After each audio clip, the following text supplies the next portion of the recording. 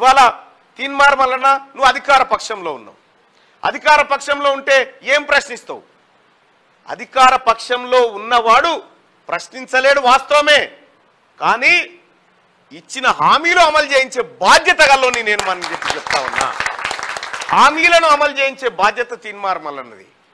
ఎందుకంటే మీ అందరూ ఆ రోజు కూడా నేను చెప్పిన మీ అందరికీ, నిరుద్యోగ యువకులారా ఊర్లలోకి వెళ్ళండి, ఈ ప్రభుత్వాన్ని గద్దెదించండి, ఈ ప్రభుత్వం పేపర్ లీకేజీలు చేస్తూ ఉంది, ఈ ప్రభుత్వం నోటిఫికేషన్ లాగం చేస్తుందని చెప్పి గతంలో మీ అందరికీ పిలుపునివ్వడం జరిగింది.